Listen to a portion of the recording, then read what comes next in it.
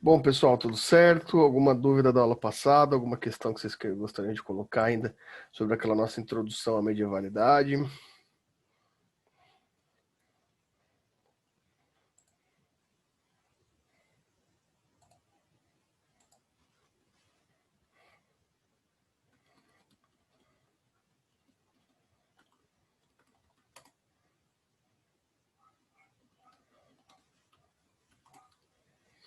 Bom, então vamos continuar. Tem pouquinha gente hoje, mas eu peço que vocês passem esse recado pro pessoal então, pessoal. No dia 16 tem a próxima aula, que seria, na outra, né, que seria a nossa última aula do bimestre. Eu vou fazer um eventozinho com vocês aqui, tá? É, eu vou... Eu chamei eu tinha, já tinha avisado por cima, mas agora fica oficializado. Um amigo meu, professor da Universidade Estadual do Norte do Paraná, estará aqui para fazer uma palestra para vocês, tá? Sobre a passagem do medieval para o moderno, faz parte da nossa disciplina, né? Que vai ser o conceito de justiça em Hegel, beleza? Então, vai ser no último dia e é importante a participação de todos. Por quê? Porque a participação de vocês gerará parte da nota, ok? Vai gerar parte da nota. Vocês participando da palestra aqui, vocês terão parte da nota, e a participação vai ser considerada a partir da participação de vocês assistirem, possíveis perguntas, tá? Eu vou avaliar aí a participação de vocês nessa palestra e vocês terão parte da nota de vocês atribuída por essa palestrinha que a gente vai fazer, tá? Com o professor José Mauro, no dia 16, tá? Então, no horário da aula, no dia 16, todos vocês aqui. Essa palestra também será aberta aos demais alunos, porém só vocês participarão do Zoom, tá? Só a sala de vocês estarão presente aqui no Zoom. Os demais alunos assistirão pelo YouTube, tá? Em transmissão pelo YouTube. Vocês estarão aqui, terão prioridade nas perguntas, nos questionamentos ao professor José Mauro, tá? E os demais que quiserem assistir vão assistir por transmissão ao vivo no YouTube, ok? Eu vou observar para atribuir a vocês nota aqui pelo Zoom, pela presença de vocês aqui. Vocês são uma turma pequena, então é fácil de controlar isso. Entenderam? Então, por favor, passem isso para os colegas de vocês, porque todos precisam estar aqui. Ok? Beleza?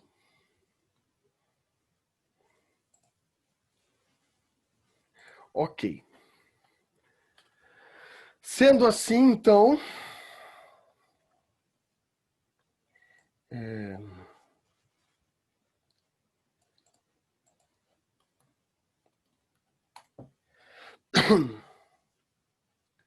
Vamos lá.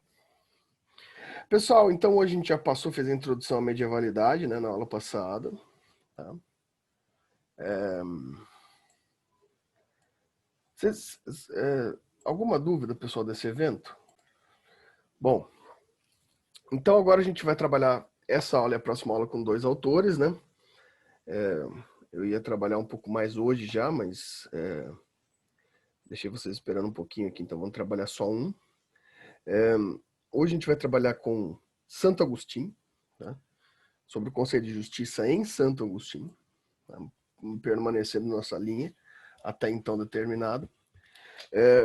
E então vamos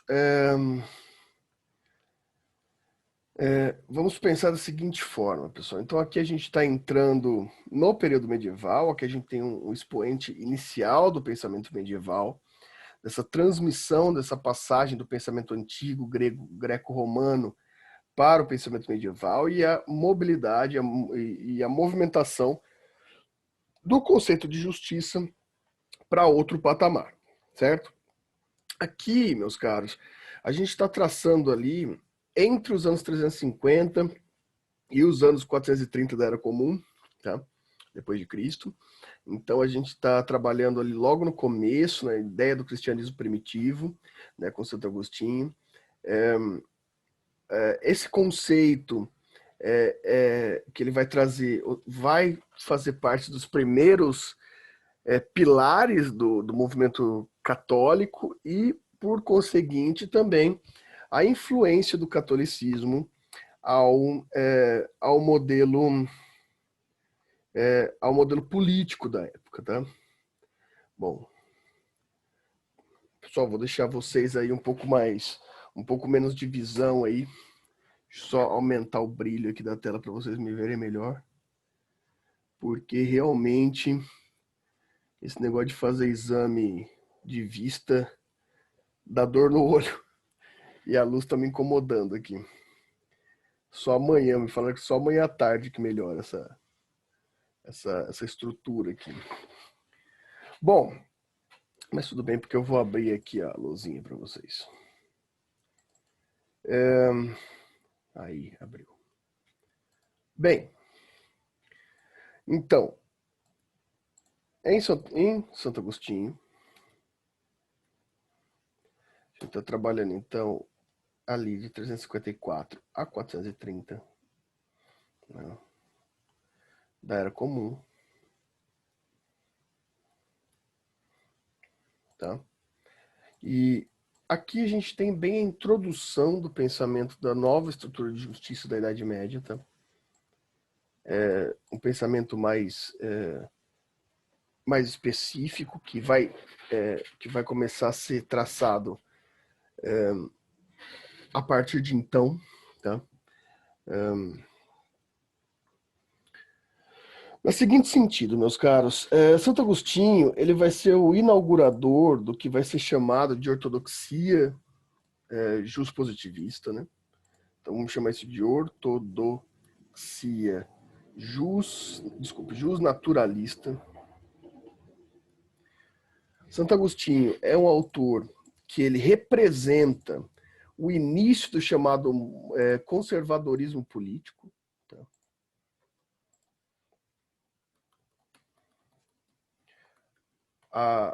A estrutura inaugurada por Santo Agostinho é aquela determinada a partir do que é chamado de conservadorismo político, a partir da ortodoxia justnaturalista. Por justnaturalismo, vocês já devem ter ouvido falar esse termo em algum momento, né? Por justnaturalismo, entendam aquela ideia em que a ideia de direito, né? A ideia de direito é inerente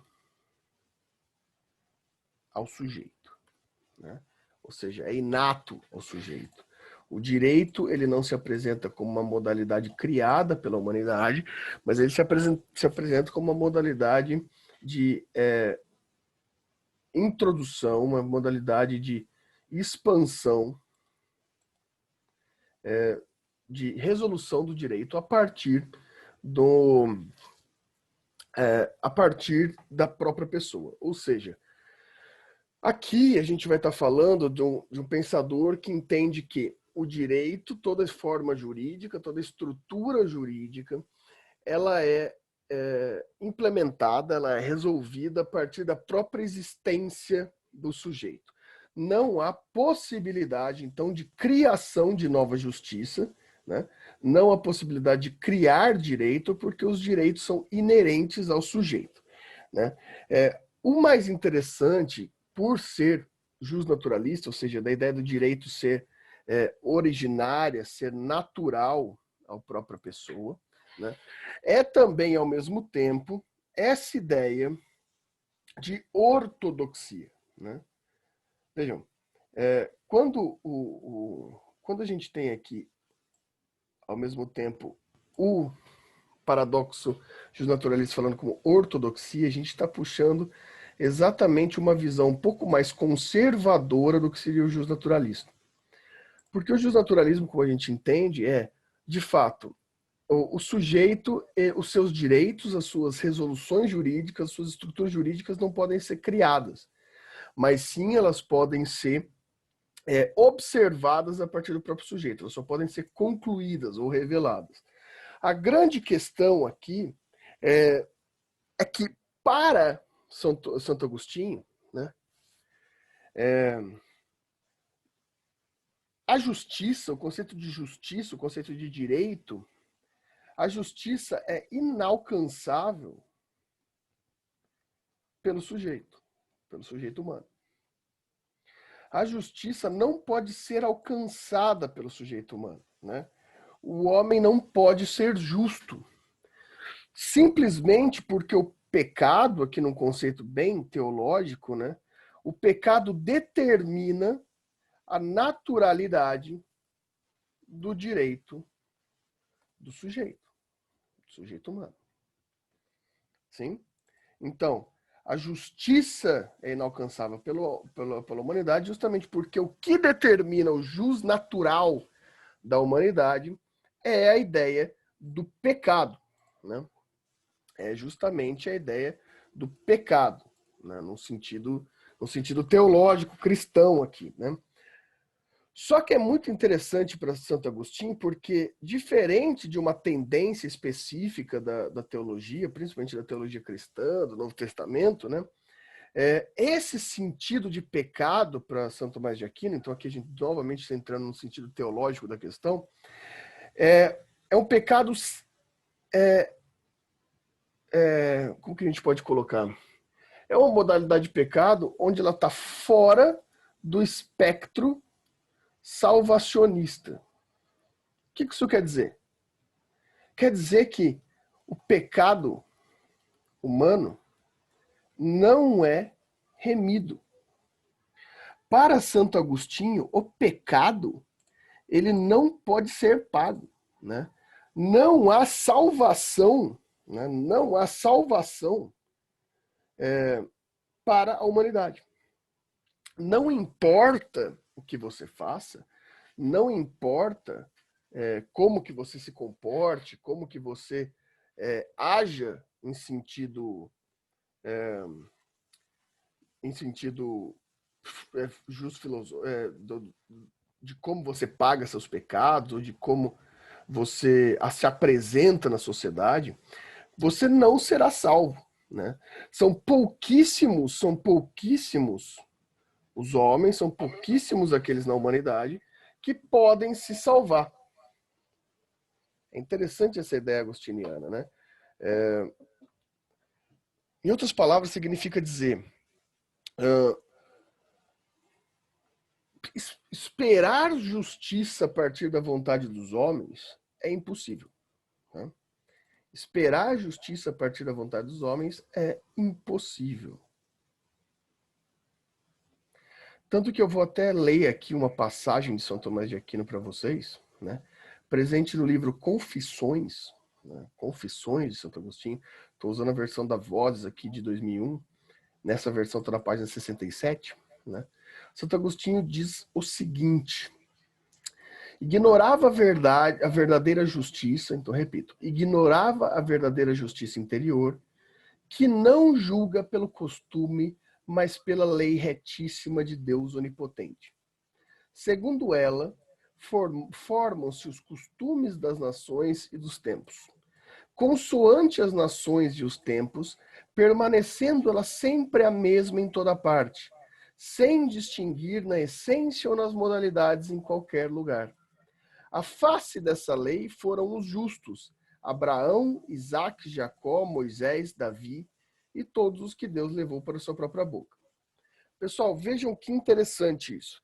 Se você tem algum conhecimento bíblico, teológico, principalmente do Antigo Testamento, né, o que há em comum entre Abraão, Isaque, Jacó, Moisés e Davi? Essas figuras, né, essas 5 figuras, são figuras bíblicas que conversaram, que dialogaram imediatamente, que dialogaram diretamente com Deus. Olha o que Santo Agostinho está falando para a gente aqui. Basicamente que só há salvação para aqueles que conseguem ter uma ligação tão sacra, lembra da ideia de sacralidade que a gente falou na aula passada? Ou seja, aquele afastamento da humanidade. Só vai ser salvo, a ideia salvacionista só está aqueles que têm a possibilidade de uma relação direta com Deus. Ou seja, para haver possibilidade de justiça salvacionista à humanidade, você tem que ser um desses caras. Você tem que ser tão santo ao ponto de poder falar com Deus. Nos demais casos, no máximo, você vai ficar no purgatório lá milênios até purgar seus pecados, nos melhores casos. Agora, todos nós aqui, pessoas comuns, a gente já nasceu no inferno, né?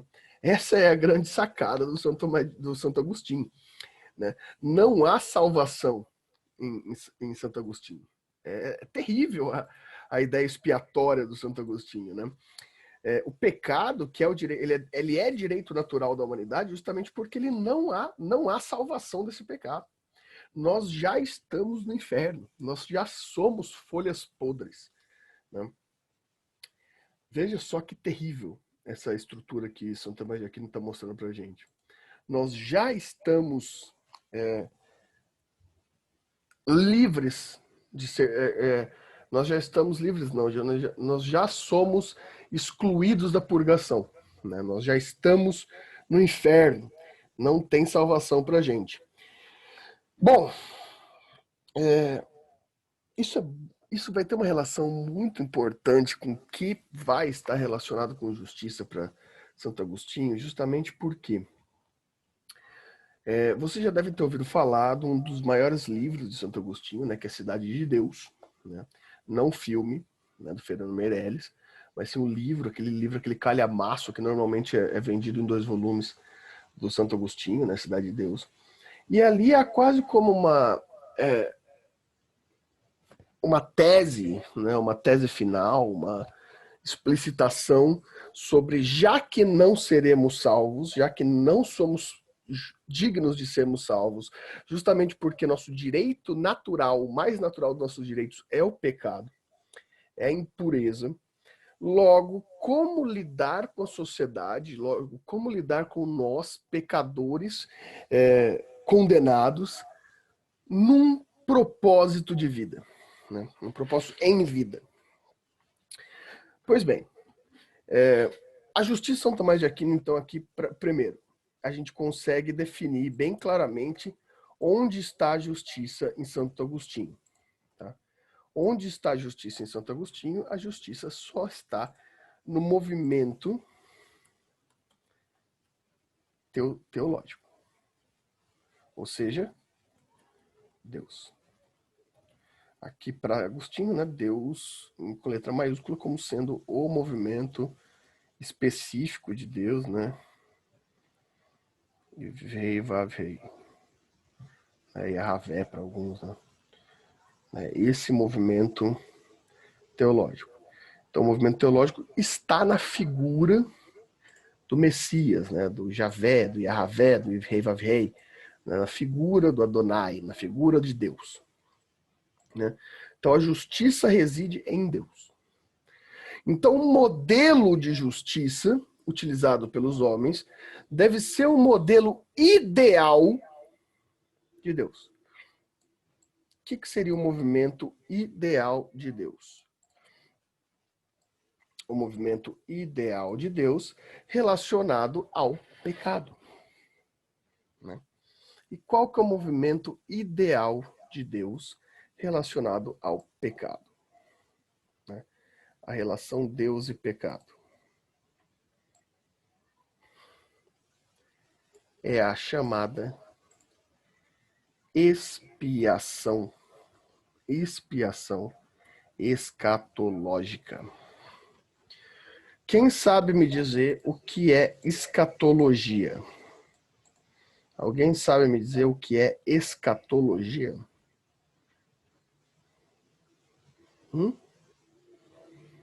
Quem sabe me dizer o que é escatologia?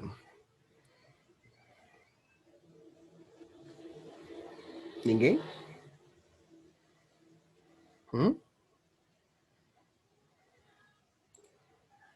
Ninguém no chat, ninguém no microfone? Ninguém se arrisca? Não vou arriscar, eu não sei.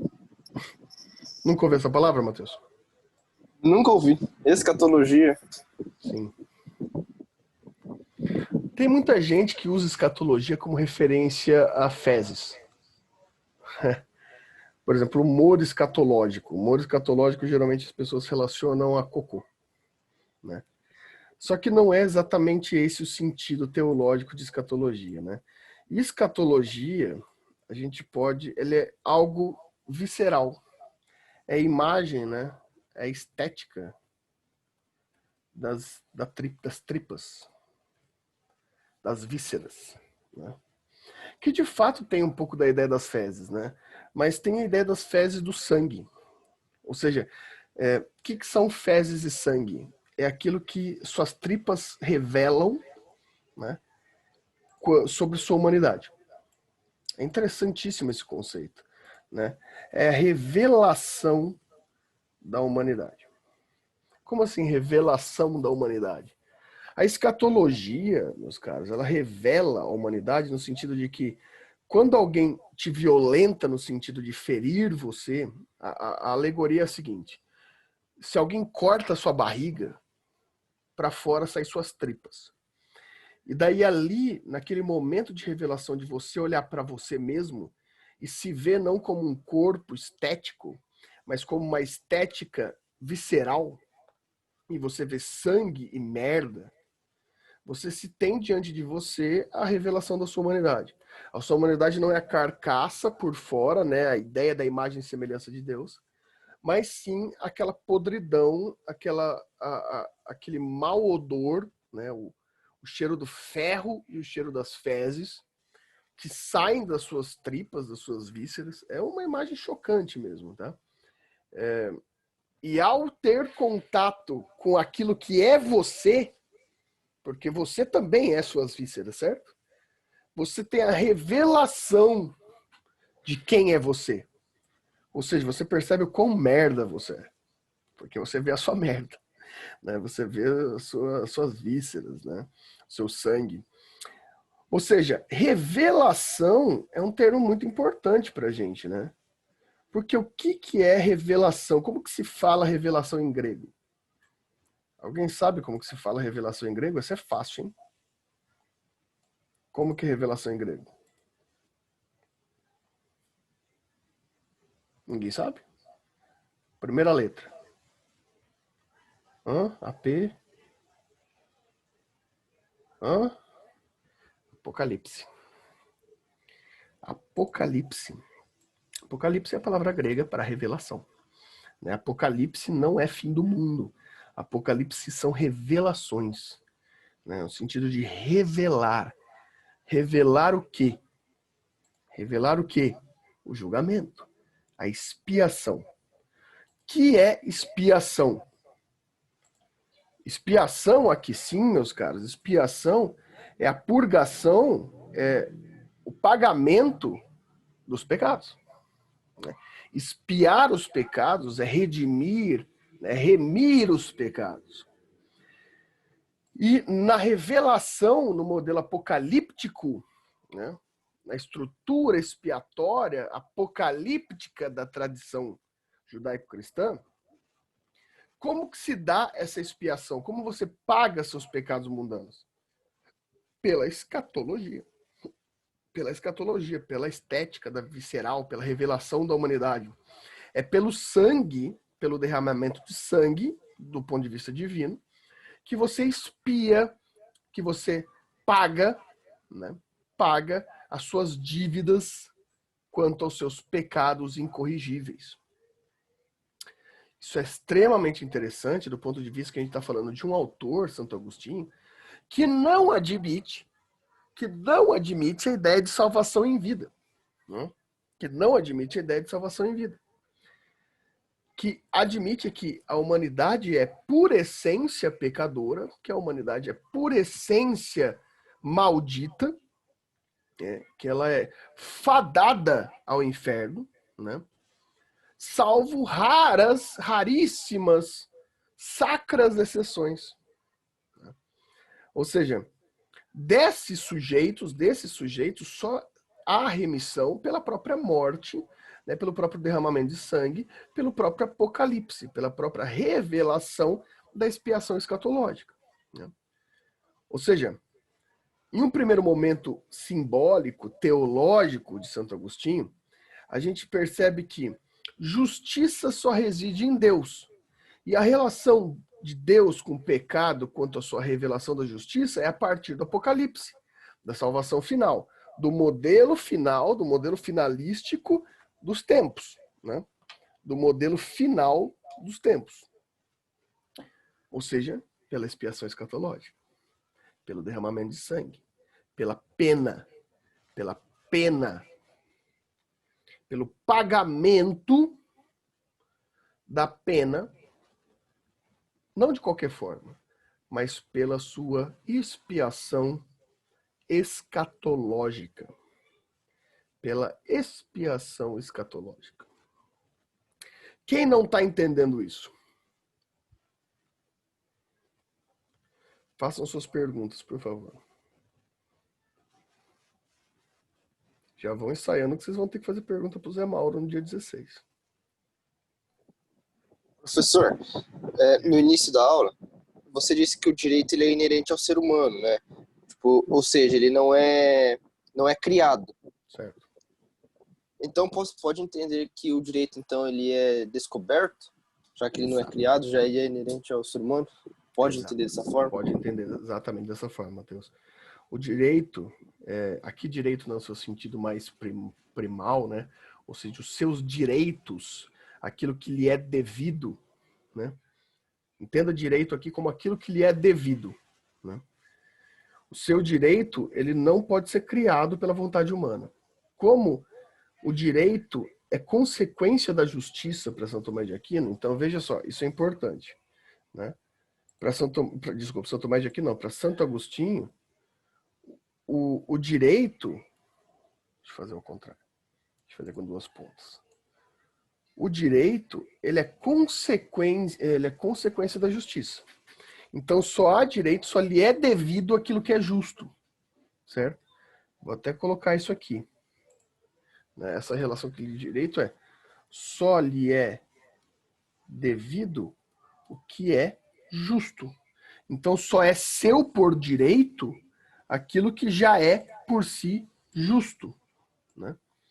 E por justo, segundo São Tomás de Aquino, só é aquilo que é Deus. Só é justo aquilo que é definido por Deus. Então só lhe é devido aquilo que é justo, e justo para Santo Agostinho é aquilo definido por Deus. Né? Sendo que o que lhe é devido por Deus é a expiação escatológica. Ou seja, o que Santo Agostinho diz é que a gente só consegue, de fato, como você coloca, descobrir o que é justo, o que é devido à humanidade, a partir da única coisa que a humanidade tem perceptível aos olhos de Deus quanto à sua justiça. Qual seja a sua expiação. O que é natural à humanidade? O pecado. Então, qual é o direito justo da humanidade? A expiação escatológica. É só isso que é possível, segundo Santo Agostinho, descobrir, palavra muito bem usada por você, descobrir, porque não é inventado, é descoberto, porque já existe, é natural. Então só é possível descobrir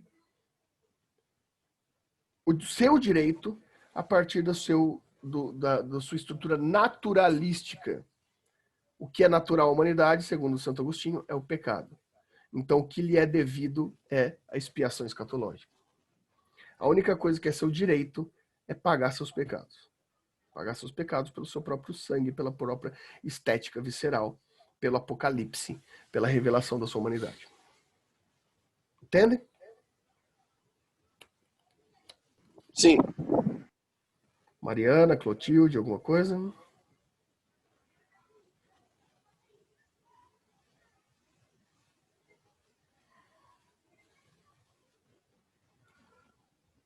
Beleza.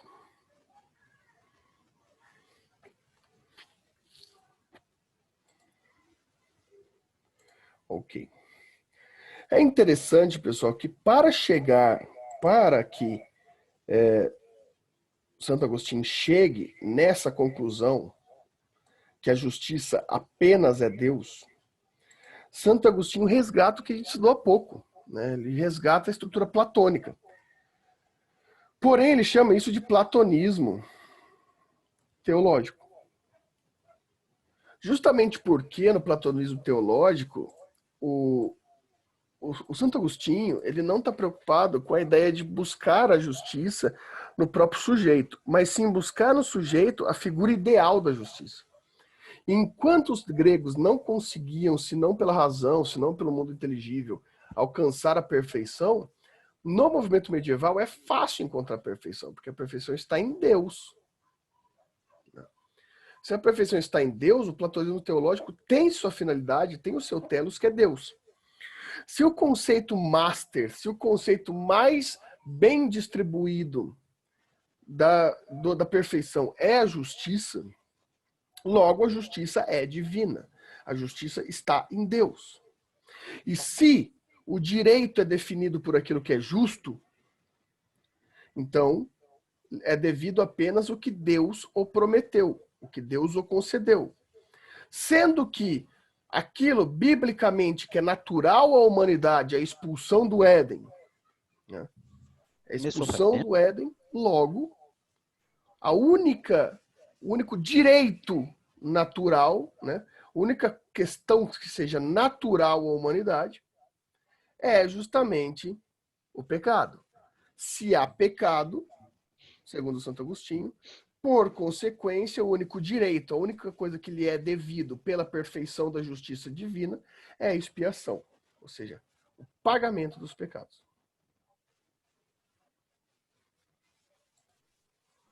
Alguma questão até aqui? O Renato entrou aí agora. Começou que hora a aula, professor? 9. Eita, pega, hein? Não sabia, não. Tá bom. Fica tranquilo. Você não tá no grupo lá, Renato? Ah, eu tô, mas, rapaz, e pra ver. Não tá nem, não olhou. Mas tudo bem, já vai estar vai estar no YouTube. Rodrigo entrou também agora.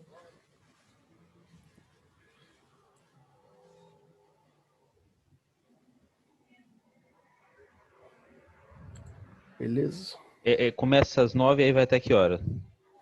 Então, o Renato, na verdade, hoje especificamente que começou às 9, que o pessoal falou que parece que terminou mais cedo a aula do Robertson, né? Terminou. Daí até eu atrasei para entrar, eu falei, beleza, a hora que vocês quiserem eu entro, mas eu consegui entrar só 9 horas. Daí eu até reduzi um pouco a matéria hoje para não ficar indo tão longe, não. Hoje eu ia dar mais matéria, daí eu coloquei um pouquinho menos pro pessoal. Hoje eu acho que vai no máximo até às 10, no máximo.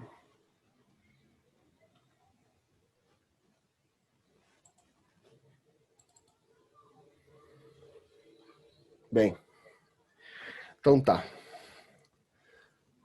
Então, em resumo, vamos fazer um resuminho aqui.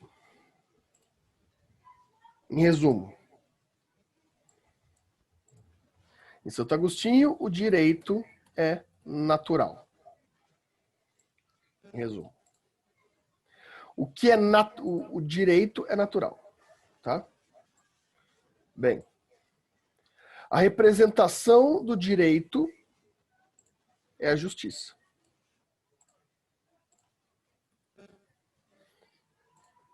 A justiça é apresentada por Santo Agostinho como um platonismo teológico. Ou seja, a busca do perfeito a partir de Deus, né? Ou seja, a justiça é Deus. Beleza? Bem, se a justiça é Deus, o que é natural à humanidade? Natural à humanidade, pela teologia, é o pecado. O pecado é originário. Né? Pecado é originário. Se direito é representação do que lhe é devido, né? Se direito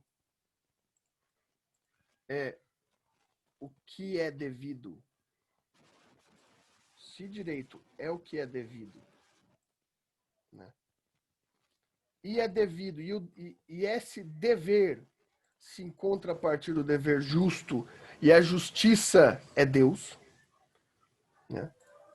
O que é devido por Deus ao pecado é a expiação, é a escatologia. Essa é o resumo do que é direito natural em Santo Agostinho. A gente tem uma conclusão. Nenhum homem é salvo, ninguém na humanidade é salvo, todos são pecadores, todos vão para o inferno. E a única, justamente porque seu direito natural é o pecado, e o que é devido para você é a expiação escatológica, ou seja, o seu apocalipse, o seu fim sangrento, terrível, as suas tripas para fora, que revelam a merda e o sangue, e revelam o que você é. Portanto, é só pela expiação que se consagra a ideia, que é a próxima ideia que a gente vai entrar, da glória. Que é a ideia da glória. Bem, então agora a gente vai entrar em outro território. O que Santo Agostinho quer para nós, naquela exaustiva e terrível obra chamada Cidade de Deus, que se eu fosse vocês eu lia, são poucos, são o quê? 1000 pagininhas, no máximo? São 2 voluminhos de 500 páginas cada volume, tranquilo de se ler? Beleza. Então por que não lê-lo? Se vocês quiserem eu passo até em PDF para vocês. Aí nada que uns 2, 3 dias não resolvam, né? Para leitura. O que Santo Agostinho quer dizer para a gente? Que nós não somos salvos e a gente só vai ter ideia justa a partir da nossa morte desgraçada com sangue e para expurgar nossos pecados. Onde Santo Agostinho quer chegar? Sobre a nossa vida, sobre o nosso plano da vida. Primeiro a gente já entendeu um comecinho, né? Que nossa vida deve ser sofrimento, deve ser penitência. Né? Já que a gente é pecador e fudido na vida, a gente tem que ser penitente o tempo todo. É penitência.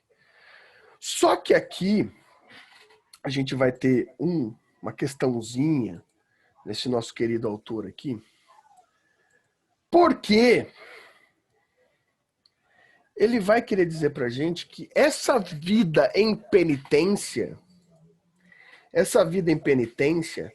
ela tem um propósito, que é o propósito de uma vida ordeira, é o propósito de uma vida sob o olhar da autoridade legitimada, para que haja ordem, justamente porque a justiça se manifesta pela expiação dos pecados, só que não havendo possibilidade de expressão da justiça, a justiça dos homens é a obrigação da ordem. Já que a gente não tem salvação e tudo que a gente... diferente do Midas, que tudo que ele toca vira ouro, tudo que a gente toca vira bosta. Então, a nossa vida será ser obrigado a curvar-se diante da autoridade legitimada, a curvar-se à autoridade e viver numa pressão de ordem. Só que isso tem um fundamento teológico político. Tá? Isso tem um fundamento teológico político. Alguma coisa até aqui?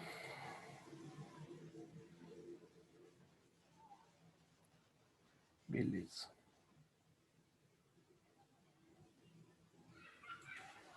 Professor, numa dessa, ainda bem que Santo Agostinho não é Deus, hein? Senão eu não perdido. Ele era muito sistemático. É triste mesmo, sabe? A ideia Ainda bem que que Santo Agostinho não é Deus, senão nós estávamos perdidos, hein, professor? Mas você sabe que é terrível, assim. Mas a interpretação originária do Novo Testamento, a interpretação originária do proto-cristianismo, dos primeiros, vamos dizer assim, dos primeiros 500 anos do cristianismo, principalmente, são esses, é assim.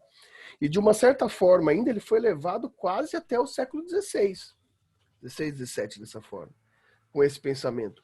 Existem muitos teólogos que defendem ainda que essa é a correta interpretação do testamentário. Na verdade, a nossa sorte é que tiveram outros interpretadores para interpretar, porque muitos teólogos consideram que isso é a forma correta de se interpretar a salvação. É isso que é mais assustador. Professor, Ué. Você acredita no Novo Testamento? Porque os judeus não acreditam, né? O que seria acreditar, Renato? Uma pergunta complicada essa, né? Mas que definição, hein? É difícil. É difícil. Eu não tenho crença teológica, né? Eu não tenho... É sempre complicado, né? Essa palavra é muito pesada para as pessoas, né? Mas eu sou um ateu, né? Eu não tenho nenhum tipo de crença teológica. Ateu, graças a Deus, né, professor? Ateu, graças a Deus, né? Mateus. Mas eu tenho... eu costumo utilizar a tradição da filosofia teológica nos meus trabalhos. Só que geralmente do ponto de vista filosófico e não teológico, né? Mas eu tenho muito apreço, assim, se a gente for falar, pelos documentos mais históricos. Esse é um ponto de estudo que eu acho um pouco polêmico do ponto de vista teológico, mas para mim é muito interessante, que é a validade histórica de alguns pontos do Novo Testamento, né? Por exemplo, a gente tem uma grande validade histórica, se a gente for pegar, daí isso pode ser até utilizado na própria estrutura da fé, né? Por exemplo, em Marcos, né? O Evangelho de Marcos é um evangelho muito confiável do ponto de vista histórico, ele está muito próximo dos eventos, né? Ele tem uma repetição teórica, ele passa por determinadas provações históricas que fazem sentido histórico, né? A gente pode dar um exemplo, por exemplo, um dos exemplos clássicos, assim, que é a provação da inverdade. Se aquilo fosse mentira, não estaria escrito daquele jeito. É um movimento histórico bem interessante esse. Você pega, por exemplo, a ressurreição, depois do movimento da ressurreição, quem encontra o túmulo vazio, dependendo se forem Lucas e Marcos, enfim, vão ser ou uma, ou duas, ou três mulheres, né? Isso é muito interessante, por quê? Porque naquele momento histórico, principalmente de acordo com a lei judaica, a mulher não tinha poder de testemunho. Então, se aquilo tivesse sido feito para tentar convencer alguém, não ia estar escrito daquela forma. Está escrito que homens encontraram a tumba vazia. Porque se você colocar mulheres, seria a mesma coisa de você falar, estou mentindo, porque não tem validade, segundo a lei mosaica daquele momento. Então, esse é um dos exemplos, por exemplo, porque, por exemplo, Marcos é um evangelho confiável do ponto de vista histórico. Só que daí vai ter algumas outras polêmicas, como, por exemplo, João é um evangelho pouco válido historicamente. Ele está muito distante dos eventos, ele tem outra forma de escrita, ele já tinha uma cristologia já bem fundamentada, então já tinha algumas crenças que foram adotadas ali. Então, por exemplo, de um ponto de vista filosófico, histórico, o Evangelho do João não é tão seguro em ser utilizado. A segunda carta aos Tessalonicenses não são tão seguras de ser utilizados, porque não tem nem a mesma estética de escrita de Paulo, né? Então, isso eu acho muito interessante, do meu ponto, assim, sem ter crença, sem ter fé, eu posso me permitir a ter esses questionamentos sobre o que é mais válido e o que é menos válido dentro dos testamentos. Professor, e quando, posso fazer uma pergunta? E quando você perdeu a sua fé, a sua crença? Vixe, Matheus, essa é uma pergunta que eu não sei nem te responder, porque eu acho que eu nunca tive.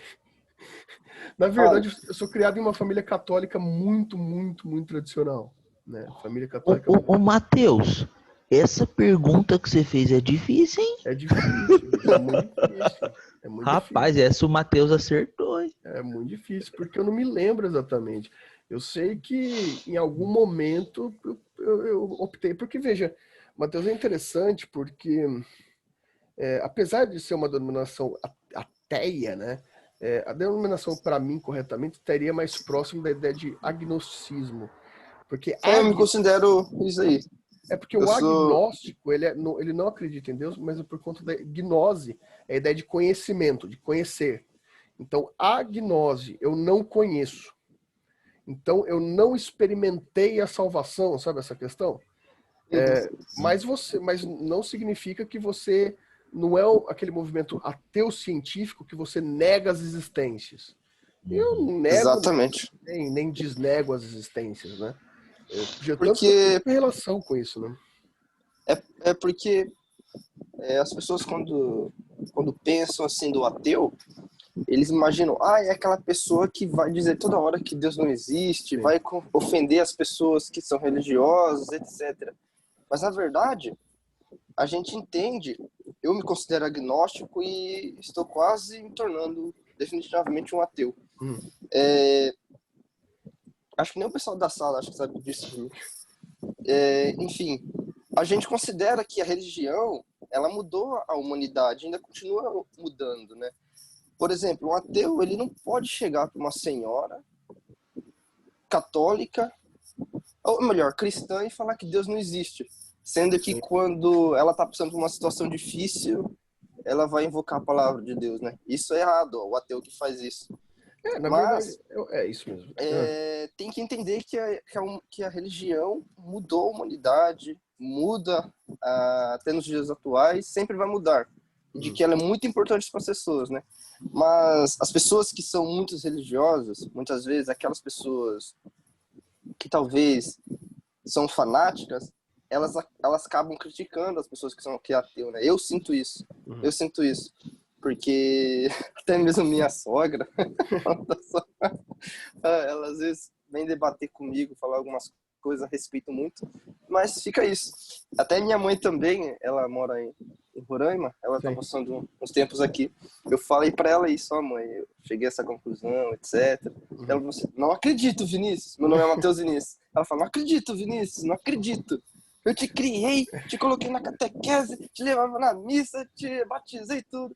Eu falei, calma, mãe, eu respeito muito a senhora, mas eu fico encontrando isso e, enfim, Existe essas uma coisas. questão, Matheus, é que assim, isso que hoje se determina como agnóstico, etc., porque geralmente existe uma tendência social de falar que existe uma fase, né, do agnóstico para o ateu.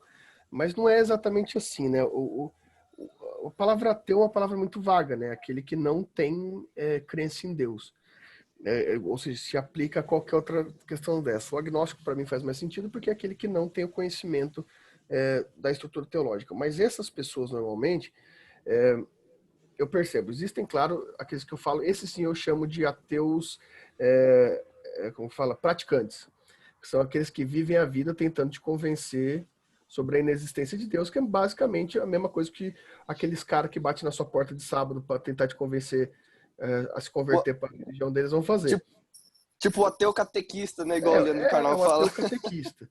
Só que geralmente nesse caso, por exemplo, com esses que se consideram assim não revelados, né? Que é como eu me considero, geralmente tenho grandes amigos, né? Tenho pessoas muito próximas que são religiosas ou muito religiosas, inclusive, né?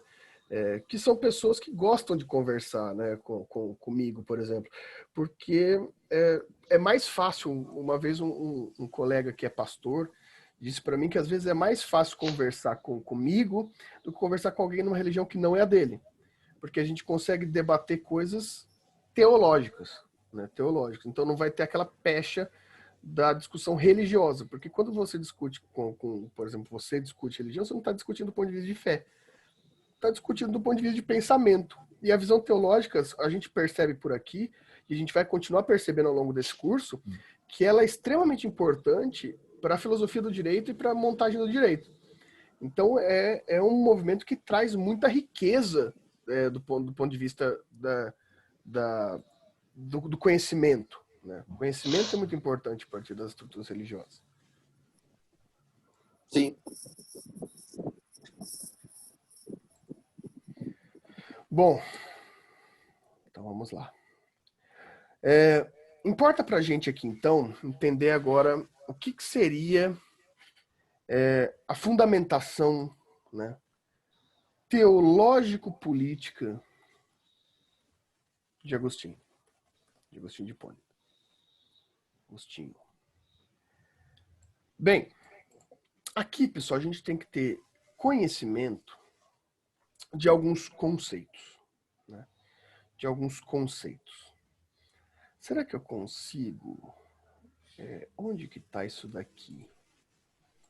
Deixa eu ver se eu consigo abrir isso aqui, porque eu tenho uma imagem disso. Que eu não vou precisar escrever. Que eu preparei para uma palestra uma vez. consigo abrir pelo e-mail. Eu só compartilho a tela. Aqui a tela, aqui, ó. Deixa eu compartilhar a tela com vocês.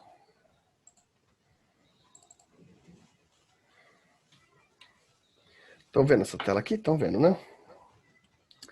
Existe um conceito aqui que a gente vai ter que discutir a partir desse autor, que é a ideia de reino e governo, né?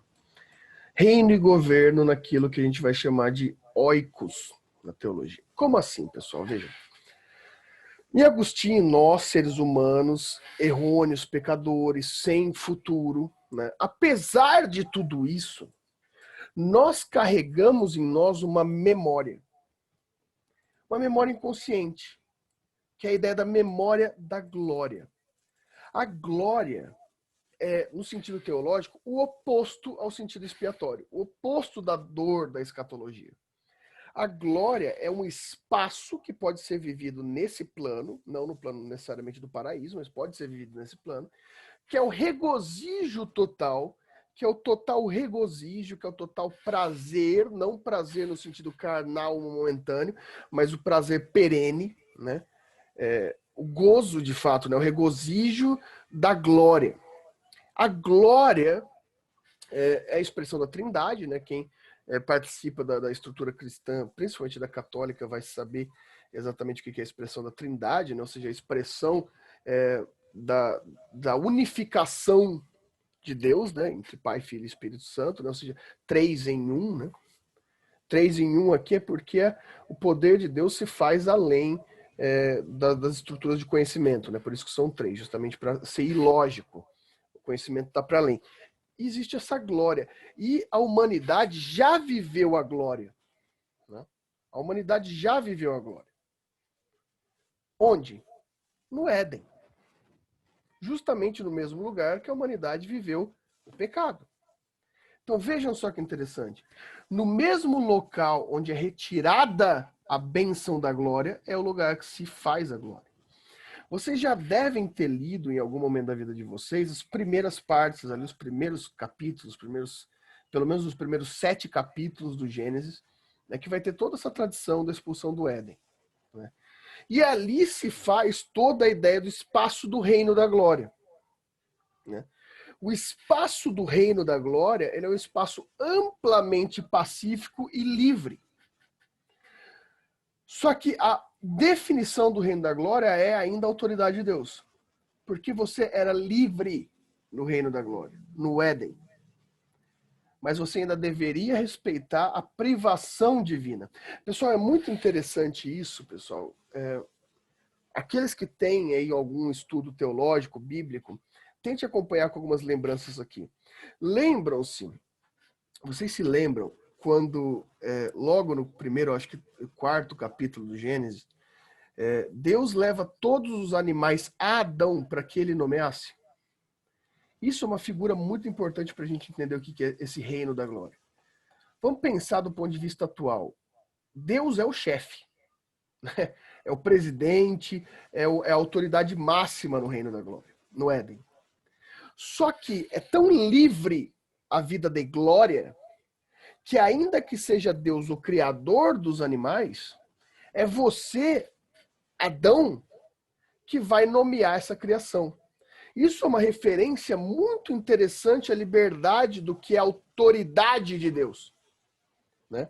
A autoridade de Deus está lá, mas ainda assim, a autoridade de Deus te permite a liberdade total na glória. Ele limita a sua liberdade por autoridade em uma questão específica, que é o fruto. É só o fruto que você não pode mexer. Até os animais que eu criei, é você, Adão, quem vai dar o nome. Olha só que interessantíssimo esse conceito judaico do início, do que era a glória. Era um espaço terreno, era o Éden. Por isso que chama Éden, pessoal. Existe uma tradição mais ortodoxa do judaísmo que acredita na literalidade do Antigo Testamento. ou seja, que ainda acredita que Adão e Eva de fato existiram. Também tanto que tem uma galera aí que inclusive quer aprender a linguagem de Adão, que fala que vai conseguir a vida eterna com a linguagem de Adão. É uma galera meio pirada assim. Mas ainda assim, a maior parte do judaísmo rabínico e também o cristianismo entende como essa primeira parte da estrutura bíblica como uma alegoria, né? Normalmente a estrutura bíblica depois dessa primeira alegoria até tem algumas que se consideram de fato existentes. Tem frentes que acham que, por exemplo, a partir de Noé você já tem uma existência de fato, né? É que nessa primeira parte é difícil se considerar racionalmente como verdade Adão e Eva, né? Porque primeiro que você tinha ali pessoas que viviam 1.200 anos, né? Segundo que você tem umas estruturas meio élficas ali no meio, né? Uns gigantes na Terra, uns negócios meio maluco assim. E terceiro, porque você tinha muito incesto, né? Isso não é muito comentado, mas basicamente você tem relações aí entre familiares, né? Isso daí não é muito aceitável do ponto de vista moral. Por isso que toda essa primeira geração aí é considerada uma geração ainda simbólica. Mas a simbologia é muito importante do ponto de vista da filosofia teológica, justamente porque a glória existiu na Terra. A ideia do jardim do Éden é uma ideia de separação de espaço. Ou seja, é aqui.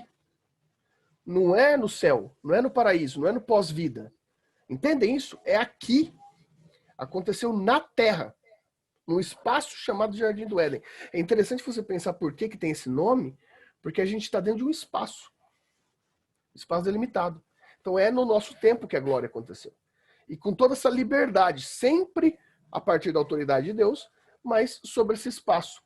E Adão e Eva e seus filhos, né, eles tinham tanta liberdade na glória que eles dominavam a ideia do oikos. O que é oikos, pessoal? Oikos, nomos, é a ideia que a gente tem da autodeterminação da casa. O pessoal, o individual, o familiar. Autodeterminação. Então, existia uma relação entre oikos e déspotes, o déspota. Quem que é o déspota? É a ideia de Adão. É aquele que, ainda que não seja autoridade, ele tem total legitimidade no seu oikonomos. Aqui vem a palavra de economia mesmo, da economia da casa. Estão brigando na rua ali. Que loucura. Eu ouvi umas gritarias que tem gente brigando lá na rua. Mas enfim, a gente aqui falando de coisas tão purificadas e a galera brigando lá na rua. Tá dando uma treta. Mas bem, o despotes, ou seja, Adão, ele tinha a possibilidade de agir livremente no seu oikos, no seu espaço da casa, até que ele peca. Só que ao ser expulso do Éden, permanece a memória da glória. Olha só que interessante. A memória do tempo da glória permanece. E a herança que nós, descendentes de Adão e Eva, teríamos é essa memória da glória. Essa memória da glória é aquilo bem platônico que nos permite entender o que seria o mundo justo de Deus, apesar de não sermos legítimos a ele. Então é com base nessa memória da glória, dessa estrutura que a gente tinha, que a gente cria uma emulação do reino de Deus, do reino da glória, que é o governo. O governo legitimado, que é a ideia do rei. A partir dessa memória da glória, para que a gente não se mantenha no Éden, porque a gente não é mais digno do Éden, mas que a gente mantenha-se em ordem, a memória da glória nos gera a estrutura de emulação do reino, que é a ideia de governo, que é a ideia do governo legítimo, que é alguém que diga pra gente o que é certo e errado e a gente obedeça. Isso não é a justiça de Deus, mas ao menos que haja ordem, é nossa missão na Terra não cagar mais do que já está cagado. Em poucas palavras seria isso. Por isso que a ideia da autoridade, do autoritarismo, em Agostinho é importante. Alguém que coloque todo mundo no seu lugar. e todo mundo fique pacífico e ordeiro, porque a gente já está condenado. Se deixar na mão da nossa condenação, o mundo vira uma anarquia. Então, como manifestar-se na justiça perfeita de Deus em Agostinho? Ordem pela autoridade. Ordem pela autoridade. E aí, dúvida? Quem não entendeu? Comentem aí agora. Eu entendi, professor. Entendeu, Clotilde? Bom. Essa acaba sendo uma ideia até, apesar igual a Clotilde comentou aquela hora que é meio agressivo demais nessa ideia, mas ainda assim é uma ideia que a gente, por ter uma tradição no Brasil essencialmente cristã, não é difícil da gente entender o que o Agostinho estava querendo dizer, né? É uma ideia ainda assim bem acessível para a gente. Claro que é bem medieval, tem todas essas questões, né? Mas é mais fácil a gente entender o que Agostinho quer dizer com justiça em Deus, na perfeição da justiça, do que a gente entender uma perfeição da justiça no mundo das ideias que o Platão queria dizer. Né? Fica mais fácil para a gente entender a partir desse modelo medieval do que no modelo antigo. E aí? E aí, Mariana, Matheus, Renato?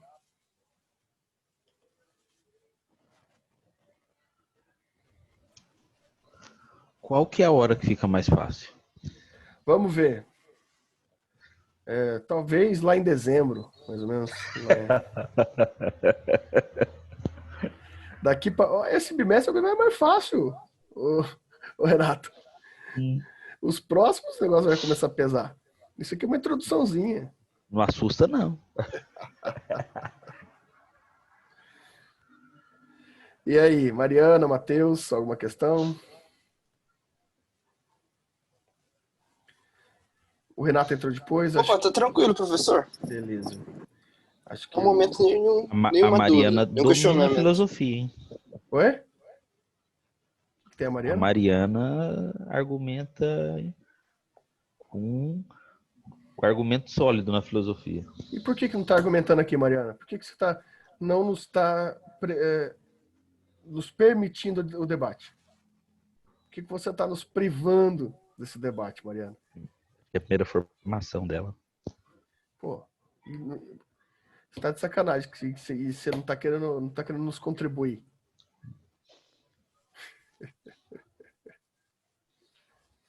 Professor, a minha namorada, ela tem aquele aplicativo, eu não sei, acho que é TikTok.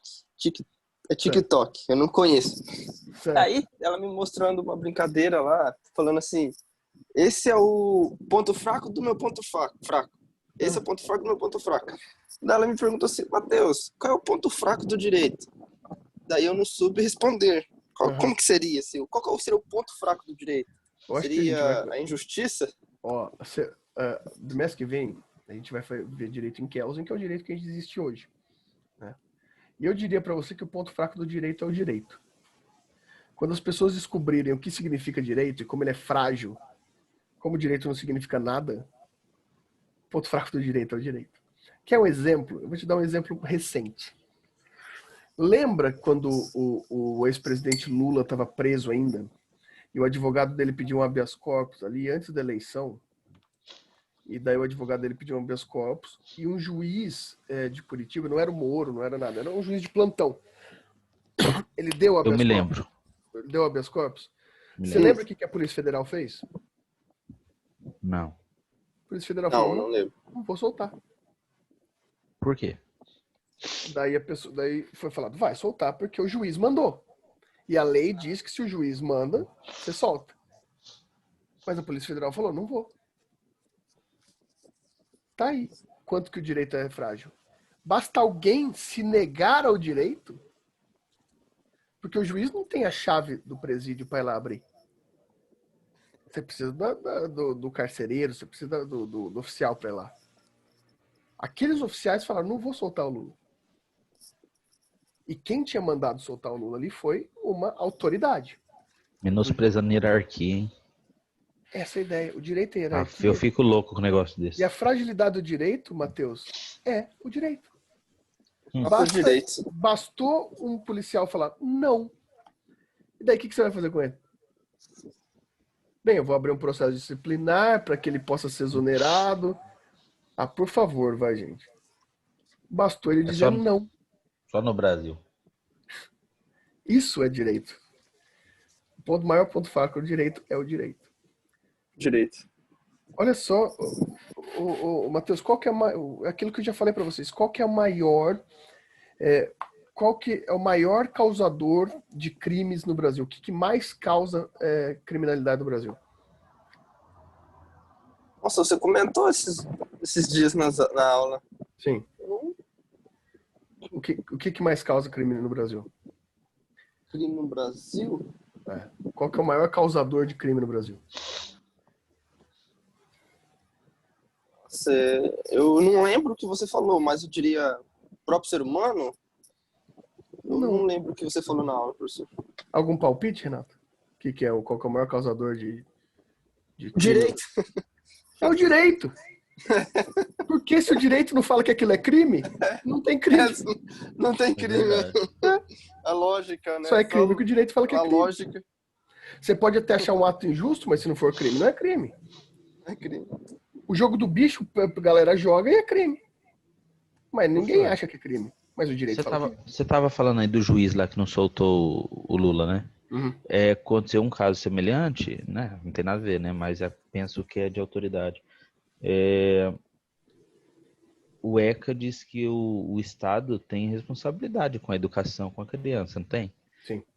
E a prefeitura aqui negou a vaga, porque tem mais de 3.600 pessoas na fila. Sim. Para o meu filho, eu impetrei o mandado de segurança, o juiz Robespierre, que né, deu em 7 dias. Você fala assim, nossa, que apreciação, 7 dias, 7 dias. Ele deu 24 horas, fui lá, tá lá. Então, para você ver, o prefeito falou não, eu me nego à lei. Interessante, né? Sim. Eu me nego com o fundamento da lei, veio o juiz e falou, não, vai fazer. E da mesma forma, eles podem não fazer e esperar ser multado. Poxa. Por isso que eu estou falando, a coisa mais frágil do direito é o próprio direito. O que mais vai, quando a gente faz essa passagem, esse primeiro bimestre é importante por quê? Porque lá nos gregos e aqui no medieval, o direito, né, o que é de direito, tem um fundamento sólido. Um está na virtude, outro está em Deus. Então, mesmo que você não acredite em Deus, aquele povo acreditava e ele existe. Mesmo que você não acredite na virtude, que você acha que a virtude é impossível, Platão e o Aristóteles vão falar como é possível. Existe um fundamento legítimo para o direito. O rei, por que o rei é rei? Porque ele tem sangue azul. Agora, o direito não tem fundamento nenhum. O fundamento do direito é só uma coisa abstrata, totalmente abstrata, que a qualquer momento é só um grupo de pessoas se revoltar contra o direito que o direito acaba. É só isso. Professor, tem também, só uma colocação também pra gente discutir.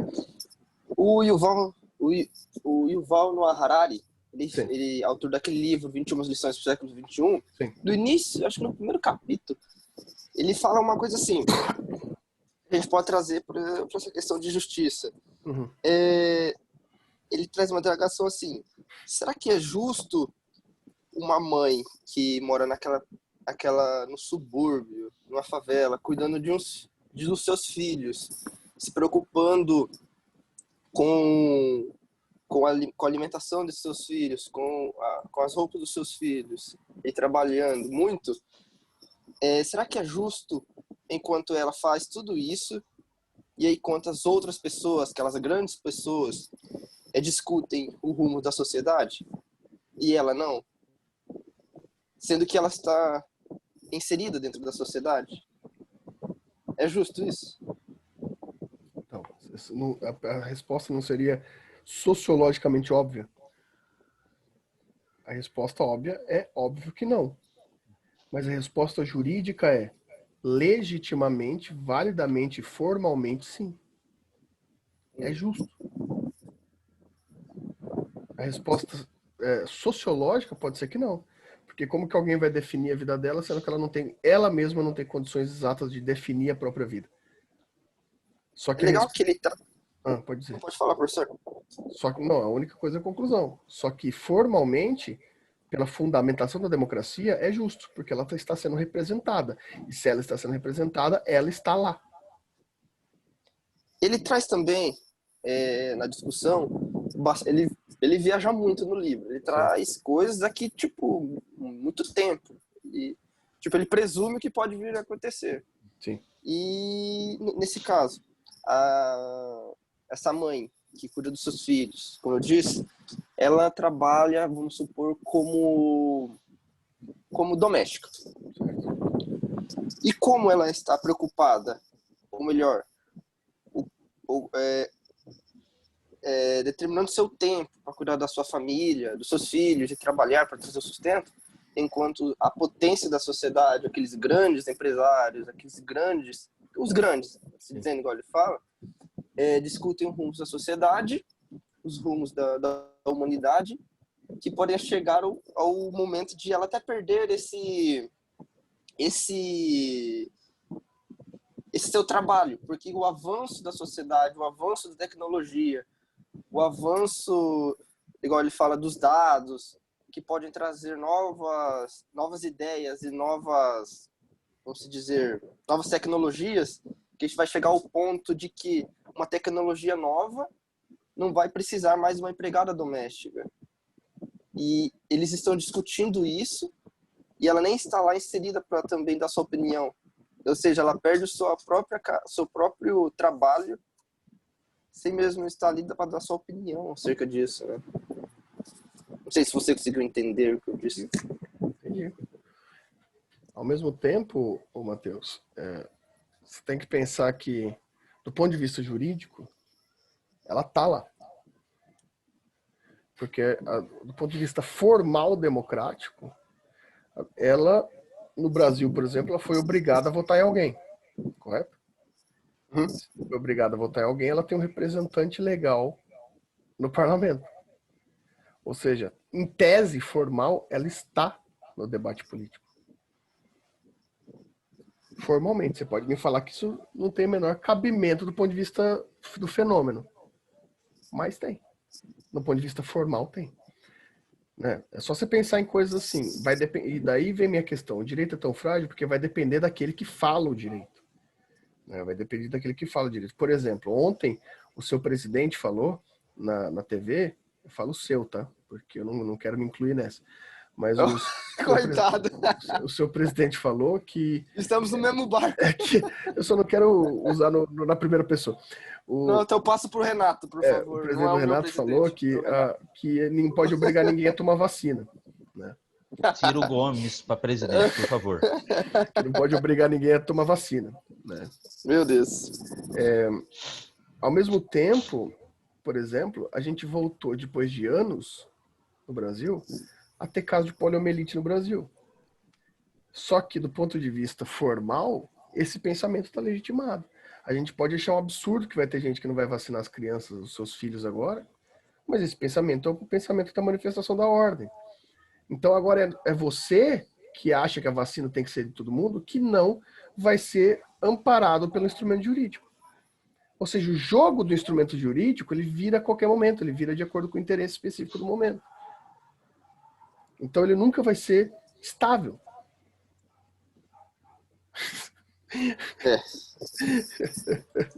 Ciro Gomes. Figura. Pessoal, acho que é isso, né? Semana que vem eu vou deixar o Tomás de Aquino para semana que vem, então. Beleza. Hoje eu fiquei no escuro aqui, porque eu tô com as pupilas dilatadas de exame médico. Só uma observação. Diga. Fora da aula. O dia que o Cirão ganhar, vocês vão aprender o que é economia de verdade. O Cirão da massa. Beleza, pessoal. Então, semana que vem, São Tomás de Aquino. Lembrando o Renato que entrou depois aqui, dia 16, a gente vai ter uma palestra, tá, do Zé Mauro. E participação de vocês na palestra vai valer ponto da matéria, tá? Então, dia 16, no horário da aula, 21h30, vai ter a palestra do Zé Mauro, todo mundo aqui, tá? Para fazer pergunta. Eu posso fazer uma medida assim. Eu posso fazer um modelo assim. Vai ter uma notinha aí, 1 ponto, 2 pontos, sei lá, para quem estiver participando, né, da aula. E se você participar com perguntas, etc., eu posso te dar um pontinho a mais aí. Então fiquem espertos aí, fazer pergunta pro Zé, etc. Que vocês vão ser VIPs, né? Que vocês vão estar na sala do Zoom. Os demais vão estar no YouTube. É dia 16, professor? Dia 16. Beleza. Daqui 15 dias. Beleza? Então, fechou. Beleza, professor? Vocês, bom final de semana e até semana que vem. Um abraço. Até. Falou. Falou. Tchau, tchau.